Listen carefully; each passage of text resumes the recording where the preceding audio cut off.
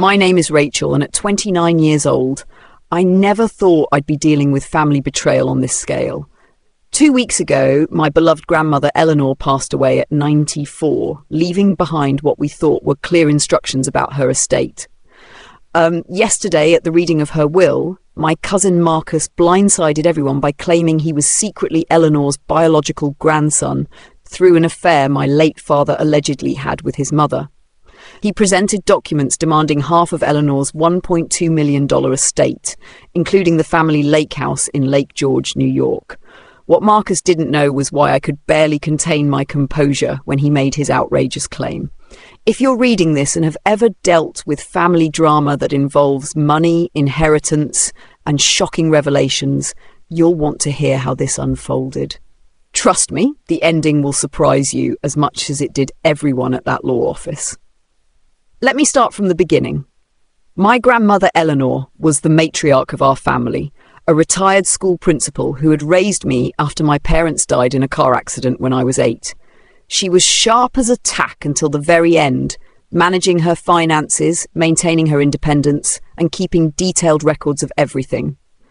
Eleanor had always been particular about family history, genealogy, and proper documentation, habits that would prove crucial later. Eleanor's house was a testament to her organised nature. Every document had its place, every photograph was labelled and dated, every family story was carefully preserved. She had filing cabinets full of family medical records, legal documents, correspondence, and historical information dating back 4 generations. Knowledge is power, she used to tell me while teaching me her filing system, but only if you know where to find it when you need it. I grew up in Eleanor's Victorian house in Saratoga Springs, a beautiful old home filled with antique furniture and family photographs going back generations. The house sat on a tree-lined street where neighbours still knew each other's names and children rode bicycles on the sidewalks. Eleanor had purchased it with my grandfather in 1952, shortly after their marriage, and had maintained it meticulously through the decades. She taught me the value of hard work, education, and integrity. Under her guidance, I earned my degree in accounting from SUNY Albany and built a successful practice helping small businesses manage their finances. Eleanor was proud of my achievements and often said I reminded her of herself at my age, practical, organised, and fiercely independent. My daily routine included stopping by Eleanor's house every morning before work to check on her and every evening after work to have dinner together. We'd sit in her kitchen with its vintage yellow cabinets and checkered linoleum floor, talking about my clients, her former students who still kept in touch, and family history. These conversations were where I learned most of what I knew about our family's complex dynamics. My cousin Marcus, on the other hand, was the son of my uncle Derek, Eleanor's younger son. Derek had always been the black sheep of the family, constantly in financial trouble and making poor life choices. He'd started drinking heavily in his 20s, bouncing between construction jobs and periods of unemployment. His marriage to Marcus's mother, Linda, had been turbulent from the start, marked by financial stress, Derek's drinking, and frequent separations. Derek had died 5 years ago from liver failure, a consequence of decades of alcoholism that had progressively worsened despite multiple attempts at rehabilitation. Eleanor had paid for treatment programs 3 different times, hoping each one would finally help her son get sober. The last conversation she'd had with Derek was in the hospital, where he'd promised to change, but died before he could prove it. Marcus, now 32, seemed to have inherited his father's problems without any of Derek's occasional charm. He'd bounced between jobs throughout his 20s, construction work, retail positions, brief stints as a security guard, never lasting more than a few months anywhere. He had multiple arrests for petty crimes: shoplifting, public intoxication, driving with a suspended license. Currently, he was living in a double-wide trailer in a park outside Albany with his girlfriend Jennifer and their twin daughters, Emma and Sophia. Jennifer was a bleached blonde woman in her late 20s who worked sporadically as a waitress when she could find employment. She dropped out of high school to have a child with a previous boyfriend, and that relationship had ended badly. When she met Marcus at a bar in Albany, Both of them were dealing with personal crises and looking for someone to lean on. Their relationship was characterized by dramatic fights, temporary breakups, and passionate reconciliations that neighbors in their trailer park had learned to ignore. The twins had been born 6 years ago, and from the beginning it was clear that Marcus and Jennifer were overwhelmed by parenthood. Eleanor had stepped in frequently during the girls' early years, providing emergency babysitting, buying necessary supplies, and offering guidance that was sometimes welcomed and sometimes resented. Our family dynamics had always been complicated, shaped by years of Derek's problems and the financial strain they'd placed on everyone. Eleanor made no secret of her disappointment in Derek's choices, though she never stopped loving him. She'd helped him financially numerous times over the years, paying for rehab programs, legal fees, emergency rent payments, and medical expenses. When Derek died, she'd hoped Marcus might learn from his father's mistakes and turn his life around. But he'd continued the pattern of poor decisions and financial irresponsibility. The family gatherings during holidays were particularly tense affairs. Eleanor would invite everyone to her house for Thanksgiving and Christmas, maintaining traditions even when the atmosphere was strained. Marcus and Jennifer would arrive late, often smelling of alcohol or marijuana, with the twins dressed in clothes that were clean but clearly second-hand. There would be awkward small talk over dinner, with Eleanor trying to bridge the gap between worlds that seemed increasingly incompatible. Despite this, Eleanor maintained a relationship with Marcus and his family because she genuinely cared about the welfare of her great-granddaughters. She sent birthday cards with small cash gifts, $20 here, $50 there. She invited them to holiday dinners where the twins could experience some stability and tradition. She bought them school supplies and warm winter coats when it became clear their parents couldn't afford these necessities. However, Eleanor had grown increasingly frustrated with Marcus's constant requests for money and his inability to hold down steady employment. These requests had escalated over the past few years, from occasional emergencies to monthly pleas for help with rent, utilities, and other basic expenses. Eleanor began to worry that her financial help was enabling rather than helping Marcus develop independence and responsibility. 3 years ago, Eleanor made the decision to update her will with the help of her longtime attorney, Robert Chen. Robert had been handling Eleanor's legal affairs for over 20 years and had watched our family dynamics evolve during that time. He understood the complexity of Eleanor's situation, her desire to help her family balanced against her practical concerns about enabling destructive behaviour. She'd been considering this change for a while, concerned about Marcus's financial management skills and wanting to ensure her estate would be used wisely. Eleanor had worked hard throughout her career as a school principal, investing carefully and living modestly to build financial security for her retirement and to leave something meaningful for her family. During our family discussions about this, yes, Eleanor was transparent about her estate planning because she believed secrets caused more problems than honesty. She explained her reasoning clearly to everyone involved. "I love Marcus dearly," she'd said during one of our Sunday dinners, with Marcus present at the table, "but giving him a large inheritance all at once would be like pouring water into a bucket with holes. It won't help him or his daughters in the long run. They need stability and education, not a windfall that might disappear in a few months."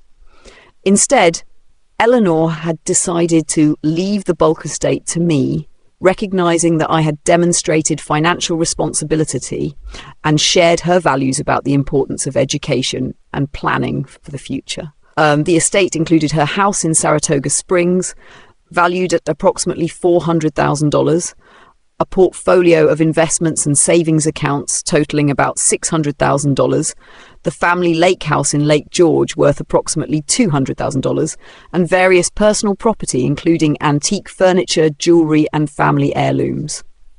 For Marcus's daughters, Eleanor had established a comprehensive trust fund that would pay for their college expenses, provide modest annual payments of $2,000 each until they reached 30, and include a larger distribution when they turned 35 if they had demonstrated stability in their own lives. This trust was designed to encourage education and responsible behaviour while providing genuine financial support. Marcus himself would receive $25,000 outright, enough to make a real difference in his immediate situation if used wisely, but not so much that it would enable continued poor decision-making. He would also inherit several pieces of furniture that had belonged to his father, including Derek's bedroom set and a recliner that had been Derek's favourite. Eleanor had been clear about this decision with the entire family. Marcus had been present at several discussions about the will, held in Eleanor's living room with her characteristic directness. While he'd been disappointed and had argued that he deserved more, he'd ultimately seemed to accept the reasoning, or so we all thought. "I understand, Grandma," he'd said during the last conversation about the will, about 6 months before Eleanor died. "I know I haven't been the most reliable person, and you want to make sure the girls are taken care of. I appreciate that you're thinking about their futures." Eleanor had smiled at him then, the kind of sad but hopeful smile she reserved for moments when Marcus showed glimpses of maturity. "I hope this arrangement will give you motivation to build a stable life for yourself and your daughters," she'd said. "The trust fund will be there for them, but they'll also need a father who can provide guidance and stability." The funeral service for Eleanor was held on a crisp October morning at the old Presbyterian church where she'd been a member for over 60 years. The Gothic Revival building, with its soaring spire and stained glass windows, had been the spiritual centre of Eleanor's life since she'd moved to Saratoga Springs as a young bride. The sanctuary was packed with former students, fellow teachers, neighbours, and family friends. Eleanor had touched many lives during her decades as an educator, and the outpouring of love was overwhelming. Former students, now in their 60s and 70s, shared stories of how Eleanor had changed their lives, encouraged them to pursue education, or simply believed in them when others didn't. Marcus and Jennifer attended with their daughters, who were now 6 years old. I was touched to see that Marcus had made an effort, wearing a suit that was clearly borrowed and didn't quite fit properly. His tie was slightly crooked and his shoes were scuffed, but he'd tried to dress respectfully for his grandmother's funeral. Jennifer looked uncomfortable in a dress that was too tight and clearly purchased at a discount store, her bleached hair stark against the sombre setting, but she was respectful throughout the ceremony and kept the twins quiet and well-behaved. The twins, Emma and Sophia, sat between their parents wearing matching black dresses that I recognised as Eleanor's final gift to them, purchased specifically for occasions like this.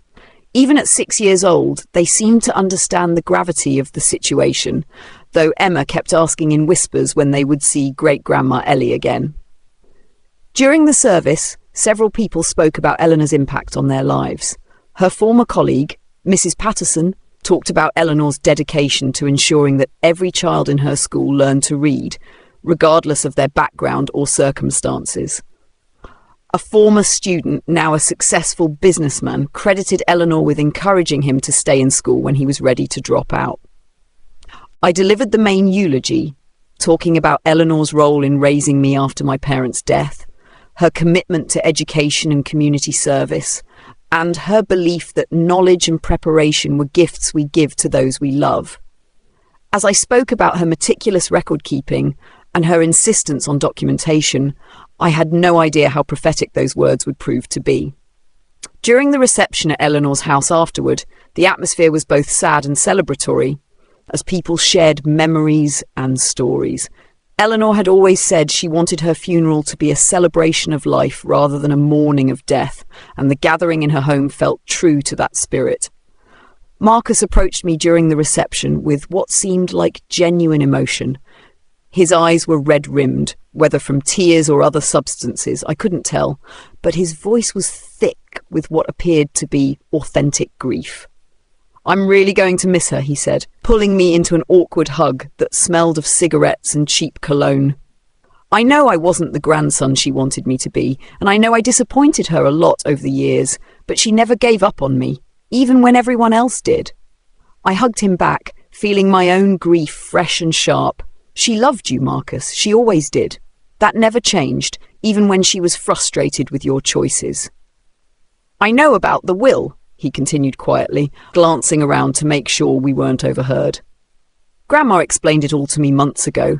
I can't say I'm happy about getting so much less than you, but I understand her reasoning. She was always practical about money, always thinking about the long term. I hope maybe you could help me out sometimes, you know? For the girls, they shouldn't have to suffer because their dad screwed up. His request seemed reasonable and heartfelt. I assured him that of course I would help with his daughter's immediate needs when necessary.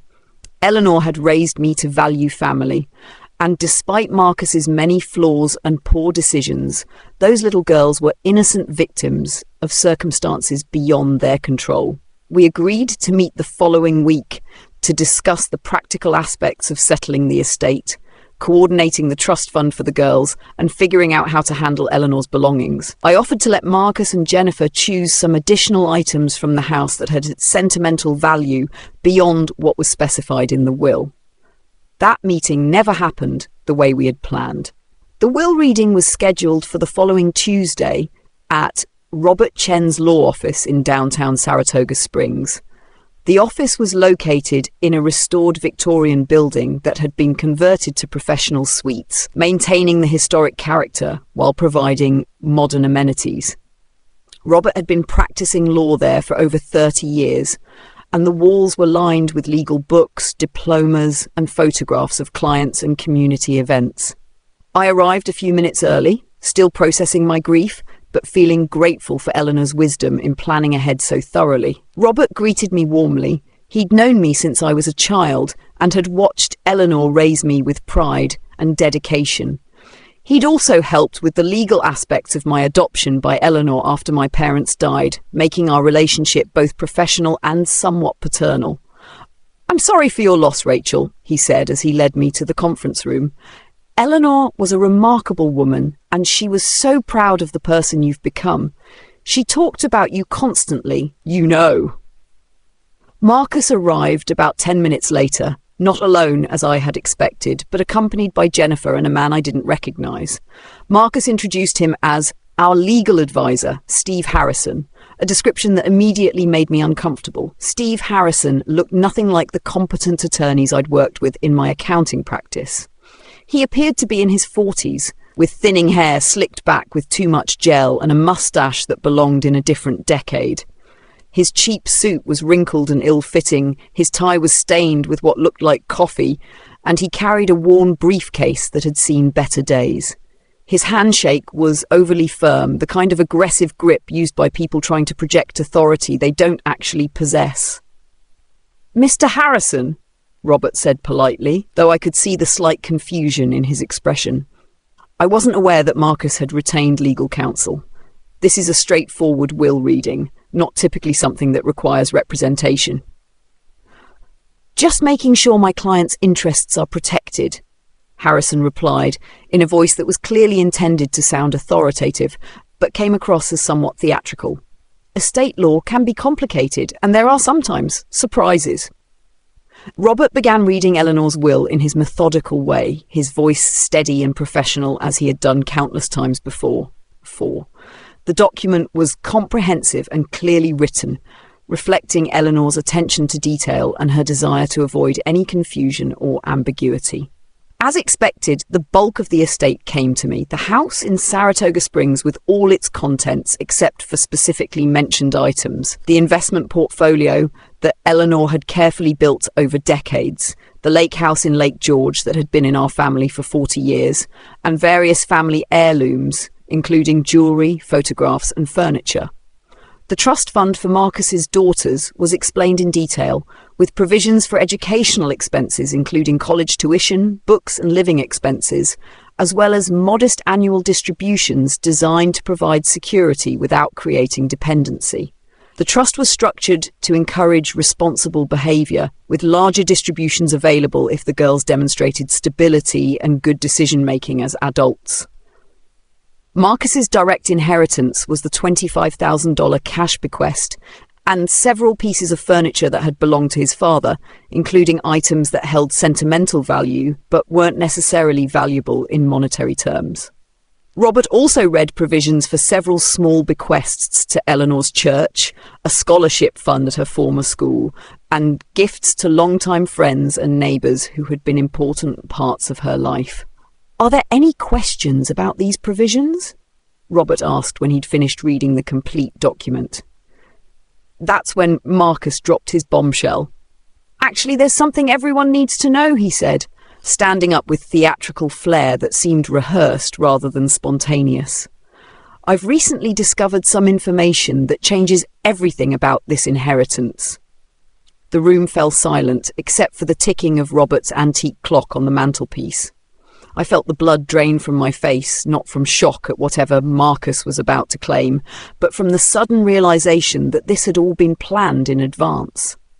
"What kind of information?" Robert asked carefully, his legal training keeping his voice neutral despite what I could see was growing concern. "I've discovered that I'm not Derek's son," Marcus announced, his voice taking on a dramatic quality. "My real father was Rachel's dad, Thomas. That makes me Eleanor's biological grandson, just like Rachel, which means I should inherit equally." The silence that followed was deafening. Even Jennifer looked surprised, which made me wonder if Marcus had kept this plan secret from her as well. The twins were thankfully not present, having been left with a babysitter, sparing them from witnessing this family drama. "That's impossible," I said quietly, my voice steady despite the emotional turmoil building inside me. "I have proof," Marcus continued, reaching into Steve Harrison's briefcase with the confidence of someone who believes their plan is foolproof. He pulled out a manila folder and placed it dramatically on Robert's polished conference table. DNA test results proving conclusively that Thomas was my biological father, making me Eleanor's biological grandson with equal claim to the inheritance. Steve Harrison cleared his throat and began speaking in what he clearly thought was an authoritative legal voice, though his lack of proper legal training showed in his phrasing and terminology.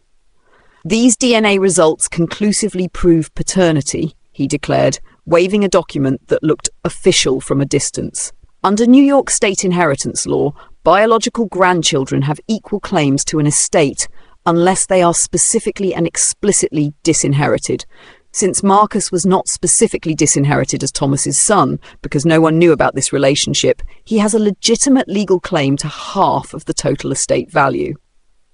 Robert examined the documents with a frown, his experienced eye immediately spotting multiple problems with both the content and presentation. "These appear to be from some kind of online DNA service," he said carefully, his professional training keeping his criticism diplomatic. "They're not from an accredited laboratory, and there's no proper chain of custody documentation, which would be required for legal proceedings." "DNA is DNA," Steve Harrison replied dismissively, clearly unaware of the legal requirements for genetic evidence. "The science doesn't lie, and these results speak for themselves." I sat in stunned silence, not because I believed Marcus's claim for even a moment, but because I was trying to process the incredible level of deception and planning that had gone into this attempted fraud. The DNA results were obviously fabricated. I could see spelling errors, formatting inconsistencies, and other obvious signs of amateur document creation, even from across the conference table. But more importantly, I knew something that made Marcus's entire story not just false, but biologically impossible. Something that Eleanor had shared with me in confidence, documented meticulously in her records, and that completely destroyed any possibility that Thomas could have been Marcus's father. "I need time to process this information," I said finally, buying time to think through my options. "This is completely unexpected." "I understand this is a shock," Marcus said, his voice taking on a practiced tone of false sympathy that sounded rehearsed. "I didn't want to bring this up at the funeral out of respect for Grandma and because of your grief. But I have twin daughters to think about, and if I'm Thomas's son, then they deserve their fair share of the family inheritance. It's not fair for them to be cheated out of what's rightfully theirs." Robert looked between us, his professional demeanour masking what I suspected was deep scepticism about Marcus's claims and growing concern about the legal implications of what was being alleged. This will need to be investigated thoroughly through proper legal channels before any distribution of assets can occur, he said firmly. I'll need to file the appropriate motions with the probate court and arrange for proper DNA testing, court-approved, accredited facilities with proper chain of custody procedures. That's perfectly fine with us, Steve Harrison said quickly, apparently confident that their fabricated evidence would somehow hold up under scrutiny. We're completely confident that legitimate testing will confirm what we've presented here today. As we left the office, the atmosphere was tense and uncomfortable. Jennifer looked confused and uncomfortable, suggesting that Marcus might not have fully explained his plan to her beforehand. The twins would be wondering why their parents seemed upset when they returned from the babysitter. My mind was racing as I drove home to Eleanor's house, where I'd been staying since her death, to handle the estate and prepare the property. Marcus's plan was more sophisticated than I'd given him credit for, involving forged documents and legal representation, but it had a fatal flaw that he couldn't possibly know about, something that made his claim not just false but scientifically impossible. That evening, I called my therapist, Dr. Sarah Martinez, whom I'd been seeing regularly since Eleanor's decline began several months earlier. Doctor! Martinez had helped me process my grief over Eleanor's death and the complex emotions around losing my second parent figure. It sounds like Marcus is in serious financial trouble and sees Eleanor's estate as his way out, she observed after I'd explained the day's events. But you seem unusually calm for someone whose significant inheritance is being challenged by such serious allegations. That's because I know with absolute certainty that he's lying, I replied, and I have documentation that proves it beyond any doubt. The proof was something I'd discovered by accident 2 years earlier while helping Eleanor organise her extensive collection of papers and medical records in preparation for potential health crises. Eleanor had always been meticulous about record keeping, maintaining files on every aspect of her family's history, health, and important life events. Among the documents, carefully filed in Eleanor's methodical system, I'd found something that Eleanor had never mentioned to anyone outside the immediate family. Comprehensive medical records from when my father Thomas was treated for testicular cancer at Albany Medical Center when he was just 19 years old. The cancer had been caught early, which was fortunate for Thomas's survival, but the treatment protocol had been aggressive and comprehensive. The medical records, which Eleanor had kept as part of her family health history documentation, clearly showed that Thomas had undergone extensive chemotherapy and radiation treatments over a 6-month period. The oncological records were explicit about the side effects of this treatment. The chemotherapy and radiation had successfully eliminated the cancer, but had also permanently destroyed Thomas's ability to produce viable sperm. Follow-up fertility tests conducted 6 months after treatment completion confirmed complete sterility, with no possibility of natural conception. This was noted in multiple medical reports, along with detailed discussions between Thomas and his doctors about sperm banking options, which Thomas had declined due to his young age and assumption that he had plenty of time to start a family later. The doctors had also discussed alternative fertility options that might be available in the future, including artificial insemination using donor sperm. The medical timeline was absolutely clear. Thomas's cancer treatment was completed when he was 20 years old. Marcus was born 5 years later, making it biologically impossible for Thomas to have been his father through natural conception. But there was even more damning evidence in Eleanor's meticulous records. My parents had struggled with infertility for several years before conceiving me.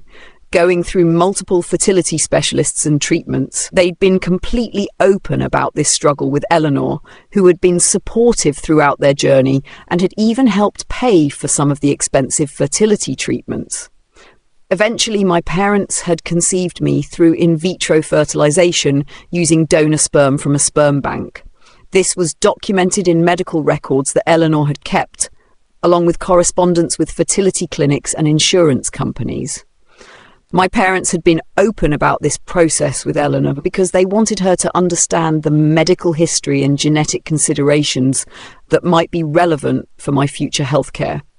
Eleanor, with her characteristic attention to detail and concern for accurate family medical history, had maintained all of these records along with detailed notes about the circumstances of both my conception and Marcus's birth.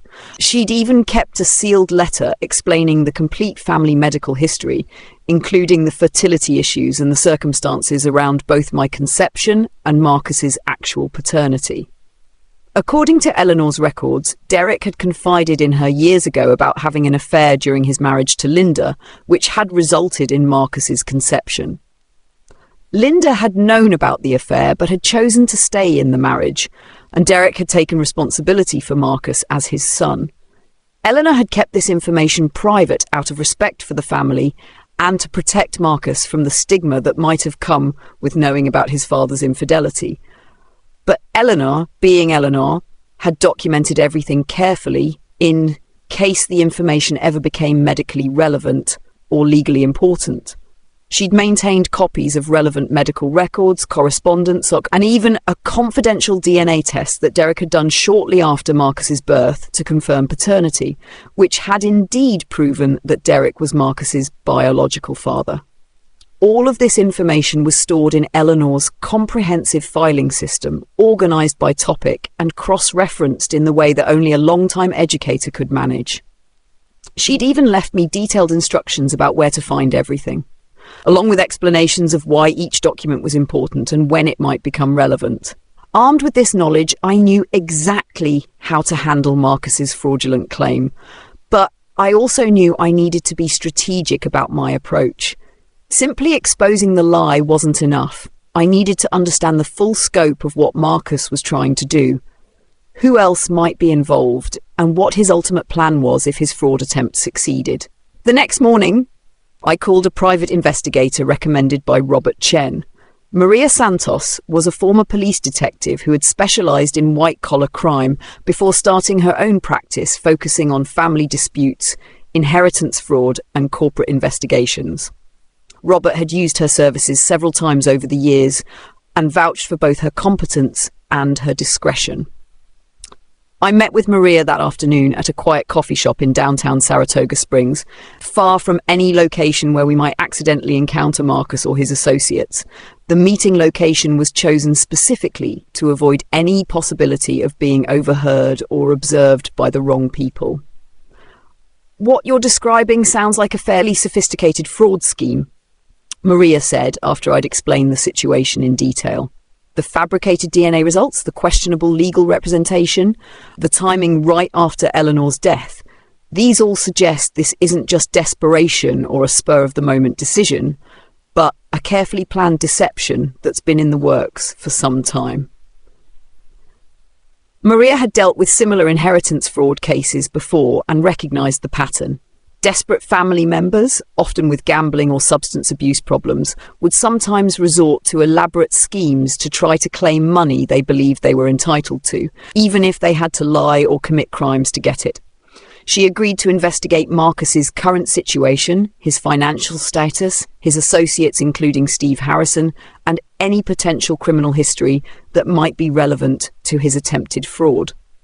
We also discussed the possibility that Harrison might not be a legitimate attorney at all, given his unprofessional appearance and apparent lack of knowledge about proper legal procedures.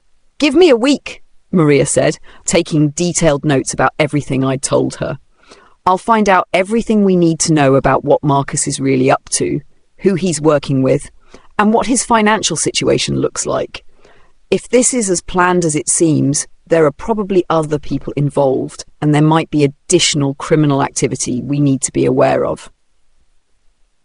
While Maria conducted her investigation, I spent time going through Eleanor's papers even more thoroughly than I had before.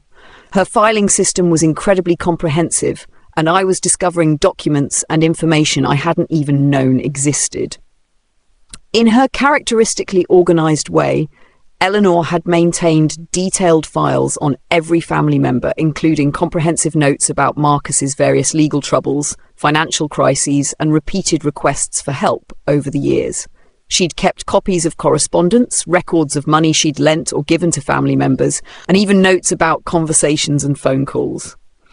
What I found was deeply troubling and painted a picture of Marcus's situation that was much worse than I had realised.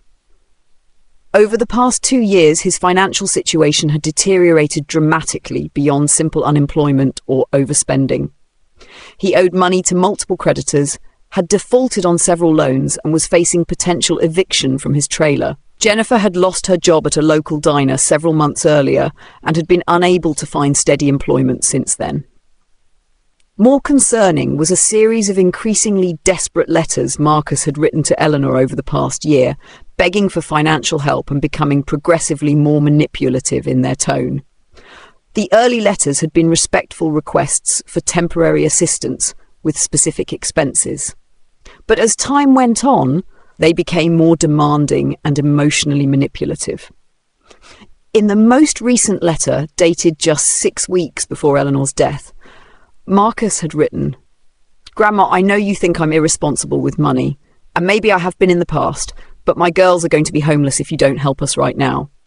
I've tried everything else, borrowing from friends, working extra shifts, even selling some of our furniture. Please, we're family, and family is supposed to take care of each other. The girls ask about you all the time, and I don't want to have to tell them that their great-grandmother wouldn't help them when they needed it most." Eleanor had responded to this letter with her characteristic combination of kindness and firmness. Her reply, which she'd kept a copy of, explained that she couldn't continue to provide emergency financial assistance because it wasn't helping Marcus develop the skills and habits he needed to provide stable support for his daughters.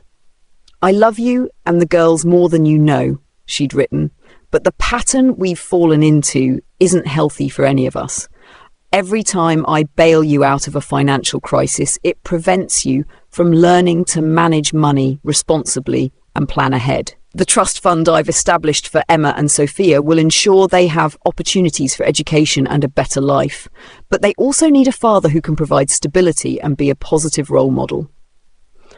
She'd also reminded him about resources available for job training, financial counselling, and family support services, offering to help him access these resources if he was genuinely committed to making changes.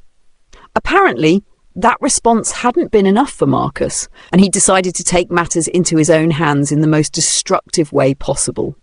Maria called me exactly 1 week after our meeting, requesting another in-person conversation. We met at the same coffee shop, and she arrived with a thick folder of documents and a grim expression that told me the news wasn't going to be good. "Your cousin is in much worse trouble than you probably realised," she began without any preliminary small talk. "He owes over $50,000 to various creditors, and some of these are people you really don't want to owe money to." According to Maria's investigation, Marcus had developed a serious gambling problem over the past 3 years, initially starting with occasional trips to the casino in nearby Schenectady, but escalating to daily online poker and sports betting. He'd been losing money consistently, often gambling away his entire paycheck within days of receiving it, then borrowing money to cover basic living expenses. As his debts mounted and his credit became worthless, Marcus had been forced to turn to increasingly dangerous sources of funding.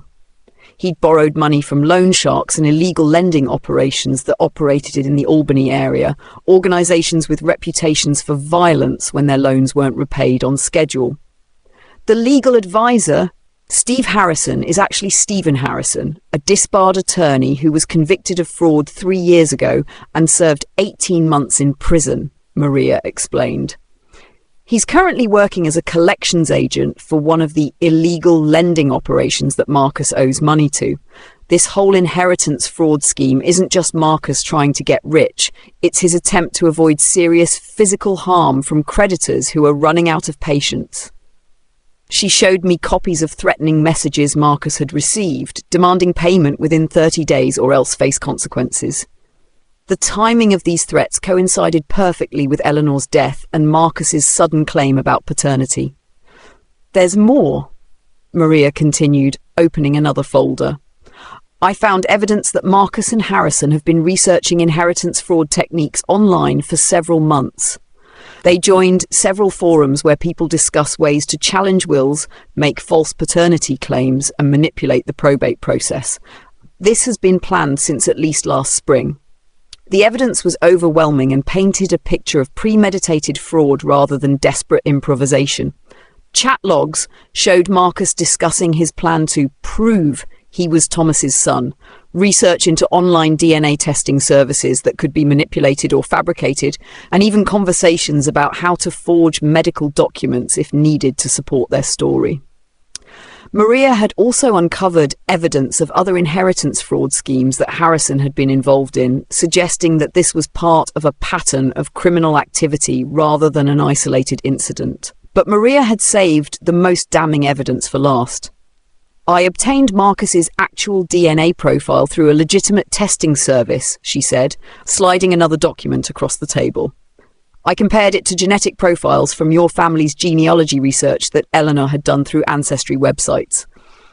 The results are conclusive. Marcus is definitely Derek's son, with no genetic relationship to Thomas whatsoever. The DNA results he presented are completely fabricated."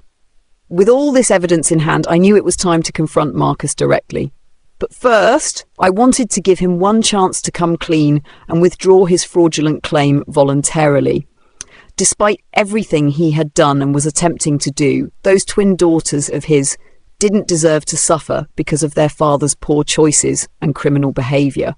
I called Marcus and asked him to meet me at Eleanor's house the following evening to discuss the inheritance situation privately.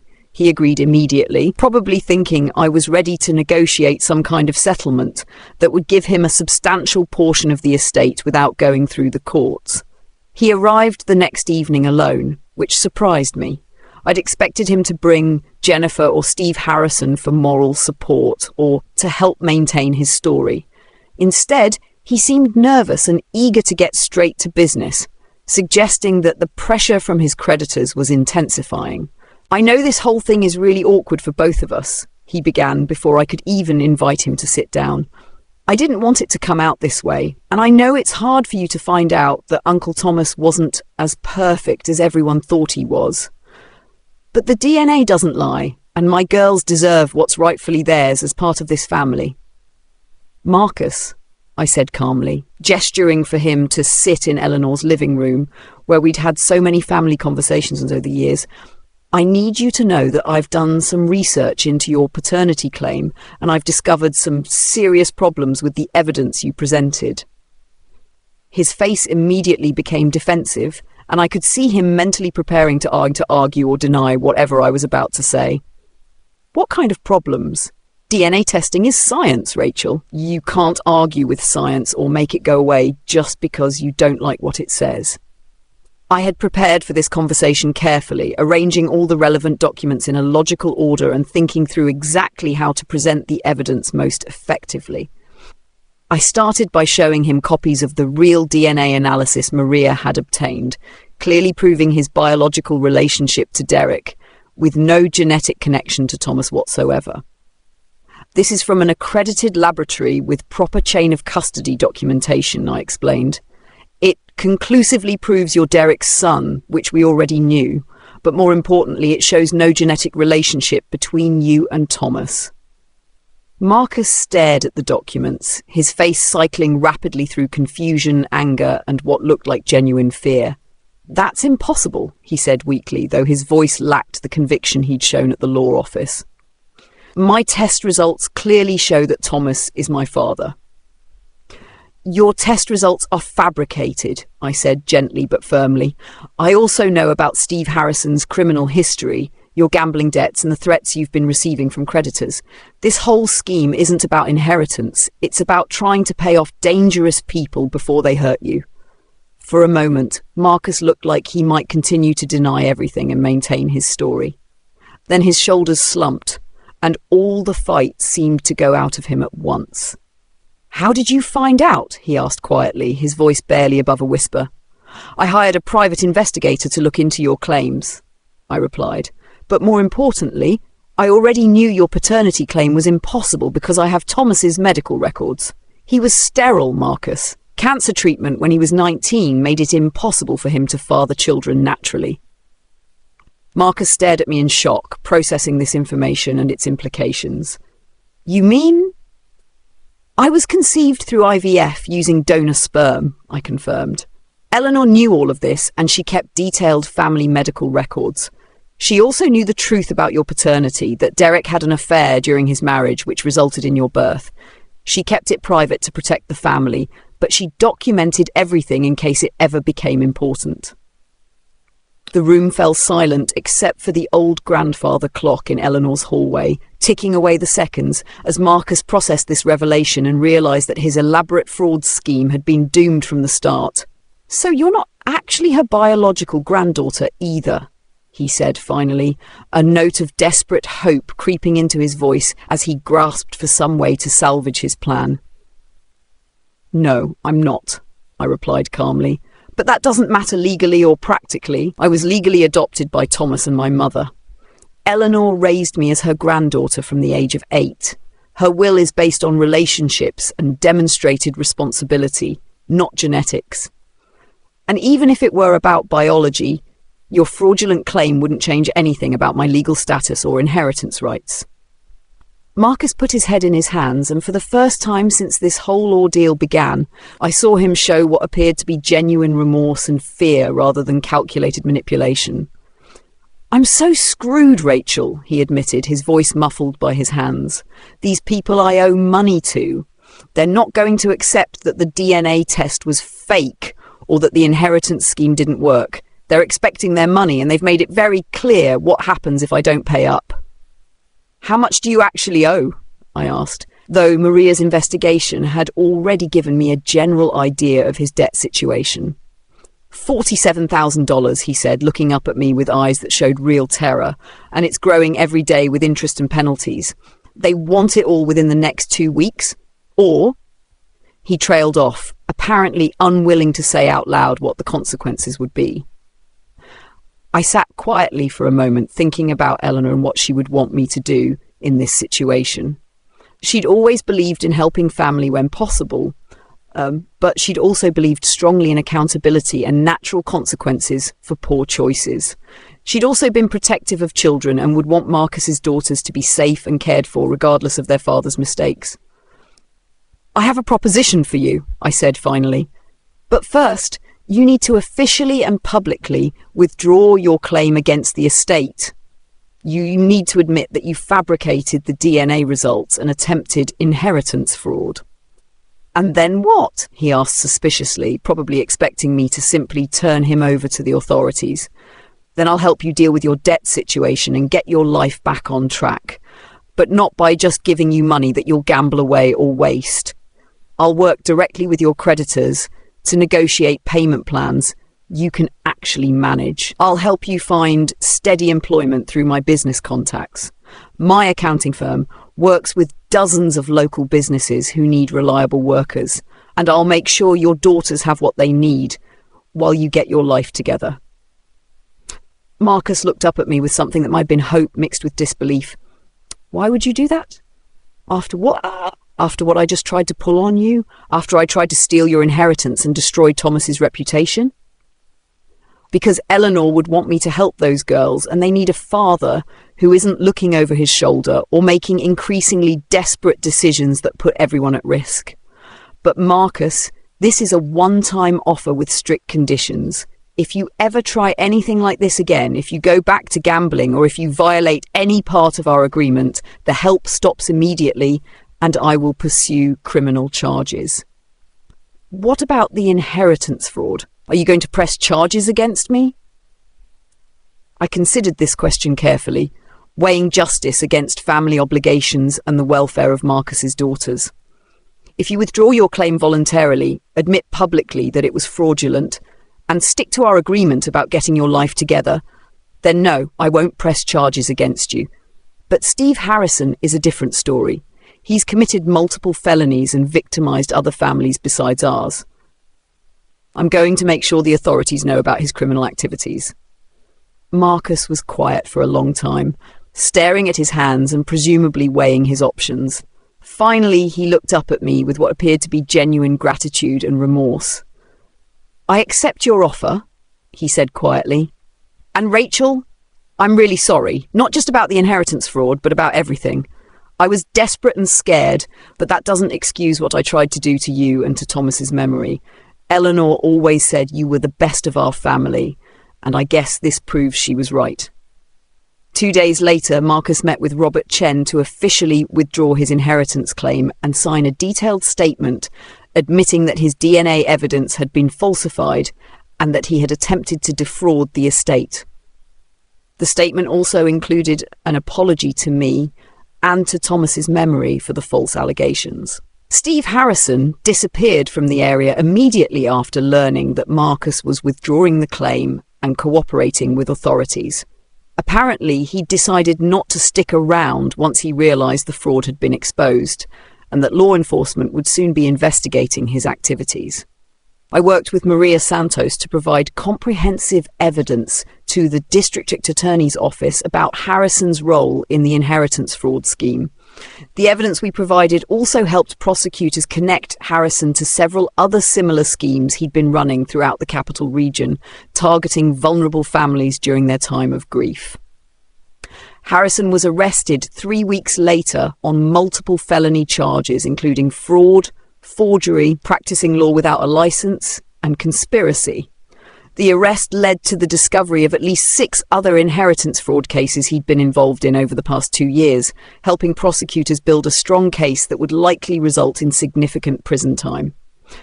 As for Marcus, keeping my word to help him proved to be both challenging and ultimately rewarding. I used my business connections and reputation as a respected accountant to negotiate reasonable payment plans with his creditors, including the dangerous illegal lenders who had been threatening him. The negotiations weren't easy, but my professional standing and the promise of regular payments carried significant weight.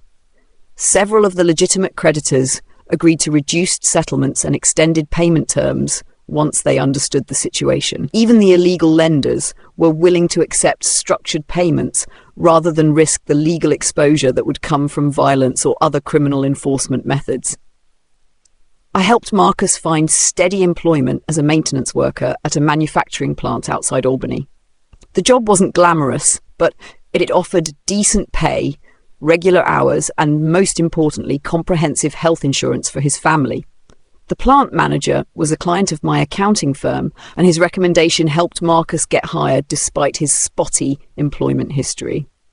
Jennifer was initially suspicious of the arrangement and my motivations, but she gradually came to understand that my help was genuine and focused on providing stability for the twins. She found part-time work at a local daycare centre, which allowed her to earn income while keeping an eye on Emma and Sophia during after-school hours. The transition to stability wasn't easy for any of them. Marcus had to attend Gamblers Anonymous meetings twice a week and submit to regular financial monitoring as part of our agreement. There were several setbacks during the first few months. Occasions where he was tempted to place bets when he received his paycheck. Moments where the old patterns of thinking and behaviour reasserted themselves. But gradually, with support, accountability, and the motivation of keeping his daughters safe, Marcus began to stabilise. He opened a bank account with automatic deductions for his creditor payments, eliminating the temptation to spend the money on gambling. He started taking community college courses in building maintenance and repair, working towards certification that would improve his job prospects and earning potential. His daughters thrived with the increased stability and structure in their lives. For the first time, they had regular meals, consistent bedtimes, and parents who weren't constantly stressed about money or legal troubles. I made sure they had what they needed for school, including supplies, appropriate clothing, and participation in extracurricular activities like soccer and art classes. The educational trust fund Eleanor had established remained intact and continued to grow, guaranteeing the twins future college expenses and providing them with opportunities Marcus and Jennifer had never had. I also established a separate emergency fund to cover immediate needs like medical expenses, school trips, and other childhood necessities that the trust fund wasn't designed to handle. 6 months after Eleanor's death, I was finally able to settle her estate completely and begin moving forward with my own life. The house in Saratoga Springs became mine, officially. Though I decided to rent it out to a carefully selected family rather than live there full-time. The house held too many memories, both wonderful and painful, and I needed some distance to process Eleanor's death and everything that had happened with Marcus. The lakehouse in Lake George became my primary residence during weekends and summer months, providing the peaceful retreat I needed to heal from the trauma of the past year. The house sat on 3 acres of wooded property with 200 feet of lake frontage, offering complete privacy and the kind of natural beauty that Eleanor had always found restorative. I used a portion of Eleanor's financial legacy to expand my accounting practice, specializing in helping small businesses and families navigate complex financial situations. The experience with Marcus had taught me valuable lessons about the intersection of family dynamics and financial planning, and I found myself particularly effective at helping clients establish trusts, plan for difficult family situations, and protect their assets from potential fraud or manipulation. It felt like a fitting tribute to Eleanor's values of education, hard work, and helping others solve practical problems. She had always believed that financial literacy and proper planning were gifts that could transform people's lives, and I was able to carry forward that mission in my expanded practice. The most unexpected outcome of the entire ordeal was how it gradually changed my relationship with Marcus and his family. The change didn't happen overnight. Trust takes time to rebuild, and I remained cautious about his progress for many months. But as Marcus proved his commitment to change through consistent actions rather than words, we slowly developed something that had never existed before in our family. An honest relationship based on mutual respect rather than obligation or manipulation. Marcus's transformation wasn't perfect or linear. There were setbacks and moments of doubt, times when the old patterns of thinking would resurface, or when the stress of rebuilding his life seemed overwhelming. But he had strong motivation in his daughter's well-being, and he gradually developed the tools and support system needed to maintain his recovery from gambling addiction and irresponsible behavior. The twins began spending occasional weekends with me at the lakehouse, enjoying swimming, fishing, and learning about the natural world around Lake George. I told them stories about their great-grandmother Eleanor's life, her career as a teacher, her dedication to education, her love of family history, and her belief in the importance of hard work and integrity. During these visits, I was struck by how different the girls were from their parents in temperament and interests. Emma showed a natural aptitude for mathematics and science, often asking detailed questions about how things worked and why. Sophia was more artistic and creative, spending hours drawing and painting the landscapes around the lake. Both girls were bright, curious, and eager to learn, qualities that had been somewhat suppressed by the chaos and instability of their early childhood, but that flourished with proper encouragement and resources. I began to understand why Eleanor had been so determined to ensure their futures through the Educational Trust Fund, seeing potential in them that their circumstances had prevented from developing. One evening during the summer, as we sat on the dock watching the sunset over Lake George, Emma asked me a question that had apparently been puzzling her for some time. "Rachel, are you really our cousin?" she asked with the direct curiosity that only a 7-year-old can manage. "Mom and Dad said you were, but then there was all that weird stuff about DNA and being related differently, and now you help us with money and things like a parent would. I don't understand how families work." I considered how to answer this question truthfully, while keeping the explanation age-appropriate and avoiding unnecessary confusion or painful details about their father's attempted fraud. "I'm the person Eleanor raised as her granddaughter after my parents died," I replied carefully. "Eleanor was your great-grandmother, which makes us part of the same family.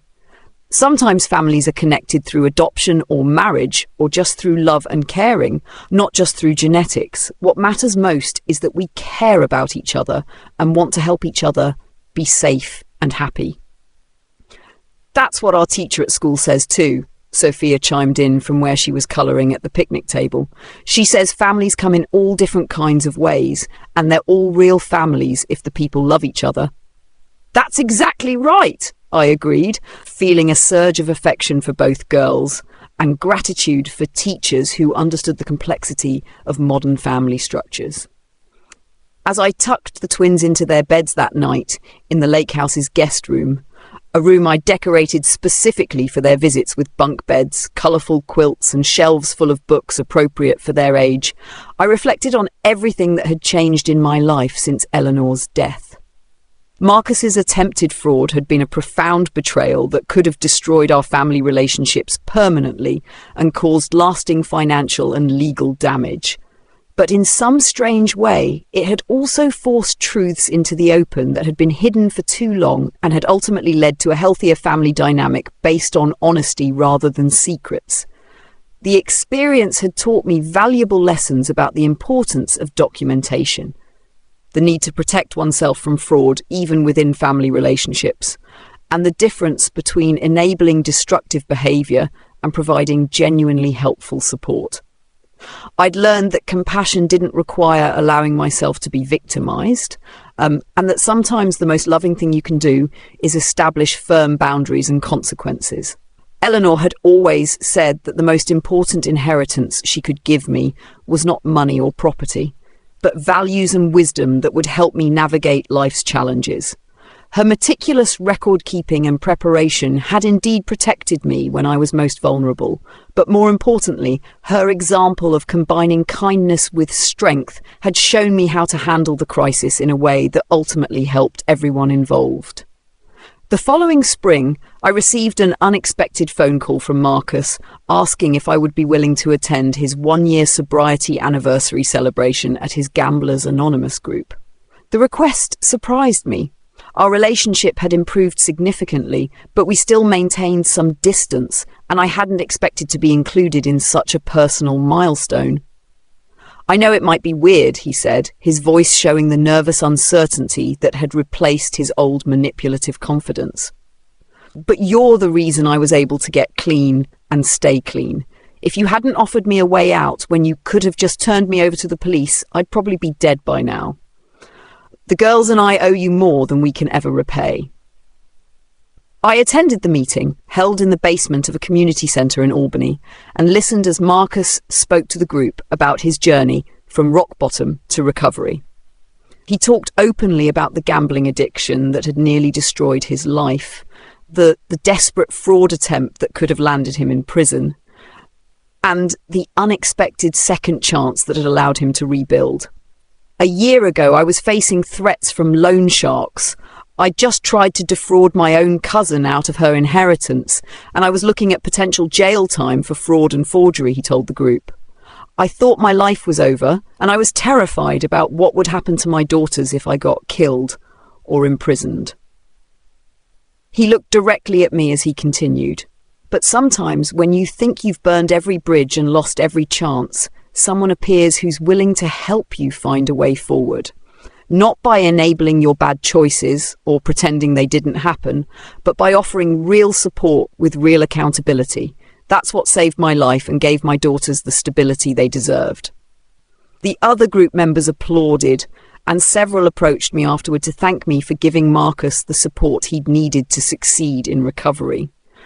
One older man, who introduced himself as Marcus's sponsor, told me that he'd rarely seen someone make such a complete transformation in such a short time. Most people take years to develop the kind of honest self-awareness and commitment to change that Marcus showed right from the start, he said. Having someone believe in his ability to change while still holding him accountable for his actions made all the difference in his recovery. As I drove home from the meeting, I felt a complex mix of emotions: pride in Marcus's genuine transformation, sadness for all the years of dysfunction and missed opportunities, and gratitude for Eleanor's wisdom in preparing me to handle the crisis effectively. 2 years after Eleanor's death, I made a decision that would have surprised everyone who knew the story of Marcus's attempted fraud. I asked him to become my business partner in a new venture, a financial counselling and family mediation service designed to help families avoid the kinds of destructive conflicts that money and inheritance issues can create. Marcus had proven his reliability and integrity through consistent actions over an extended period, and his personal experience with gambling addiction and financial crisis gave him unique insights into the challenges many families face. His transformation from someone who would attempt fraud against his own family to someone who could help others avoid similar mistakes was remarkable and genuine. The new service, which we named Family Financial Solutions, combined my professional expertise in accounting and financial planning with Marcus's lived experience in recovery and his natural ability to connect with people struggling with similar issues. We worked with families to create comprehensive financial plans, establish appropriate trusts and estate planning documents, and mediate disputes before they escalated to legal battles. Our first major case involved a family remarkably similar to ours, an elderly patriarch with a responsible daughter and a son with gambling problems who was considering challenging the father's will. Using a combination of financial counselling, family mediation, and structured support similar to what had worked with Marcus, we helped the family reach an agreement that protected the father's wishes while providing appropriate help for the struggling son. Marcus proved to be exceptionally effective at connecting with people dealing with addiction and financial irresponsibility, offering hope and practical guidance based on his own recovery journey. His ability to speak from experience about the destructive power of gambling addiction and the possibility of genuine change gave him credibility that no amount of professional training could provide. The business grew steadily, earning recognition from local attorneys, financial planners, and social service agencies as an innovative approach to preventing family conflicts over money and inheritance. We were invited to speak at conferences, contribute to professional publications, and consult with other practitioners interested in replicating our model.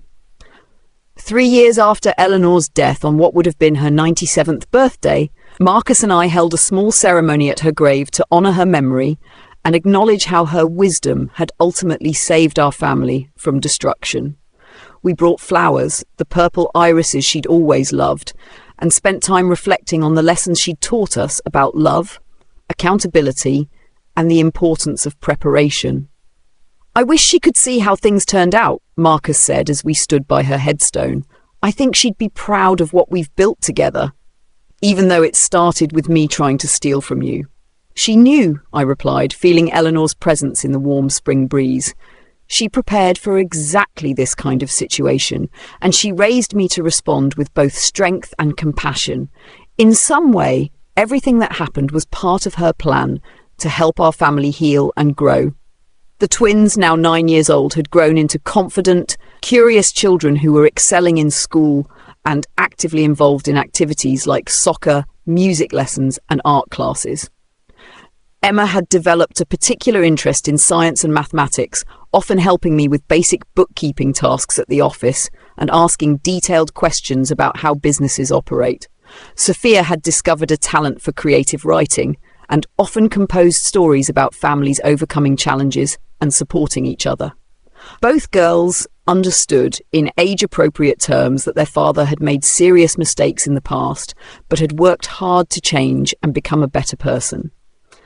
They were proud of his transformation and the work we did together to help other families, seeing it as a way of making amends for past wrongs while contributing something positive to their community. The educational trust fund Eleanor had established continued to grow and had already enabled both girls to attend a high-quality private school where they received the individual attention and enriched curriculum that would prepare them for future academic success. Plans were in place for college savings, summer enrichment programs, and other opportunities that would maximize their potential. Jennifer had also transformed significantly during this period, earning her GED and completing a certification program to become a licensed daycare provider. She'd opened her own small daycare center, focusing on serving working families who needed reliable, affordable childcare. Her business was successful and provided her with both financial independence and the satisfaction of contributing meaningfully to her community. Looking back on the 4 years since Eleanor's death, I was amazed by how much had changed in ways that none of us could have predicted. What had started as a devastating attempt at inheritance fraud had ultimately led to healing, growth, and a stronger family than we'd ever had before. The experience had taught me that sometimes the most painful betrayals can become catalysts for positive change if they're handled with wisdom, patience, and a commitment to truth rather than revenge. Eleanor's example of combining love with accountability and her practical preparation for foreseeable problems had provided the framework for transforming a potential family destruction into an opportunity for redemption and growth. If there's one thing I would want anyone facing a similar situation to understand, it's this: document everything. Trust your instincts, and remember that protecting yourself from fraud isn't selfish or unloving. It's necessary for everyone's well-being. But also remember that justice doesn't always require punishment, and sometimes the most powerful response to betrayal is offering genuine help with genuine accountability. Real family relationships are built on honesty, mutual respect, and shared commitment to each other's growth and well-being, not on manipulation, enabling, or the false belief that love means accepting destructive behavior without consequences. The path forward after betrayal isn't always easy, and it requires courage, wisdom, and sometimes professional help to navigate successfully. But it can lead to something much better than what existed before. Relationships based on truth rather than secrets, support rather than enabling, and genuine care rather than obligation or guilt. Eleanor would have been proud of how everything turned out. She'd invested her life in teaching me values and practical skills, and she'd prepared me with both documentation and wisdom to handle the crisis when it came. Her love continued to protect and guide our family even after her death, proving that most important inheritances aren't material wealth, but the knowledge, values, and preparation we pass on to those we love. In quiet moments at the lakehouse, watching the same sunsets Eleanor had loved and continuing the family traditions she'd established, I can still feel her approval and pride in the gentle breeze off the water and the laughter of her great-granddaughters as they build the kind of happy, stable childhood she'd always wanted them to have.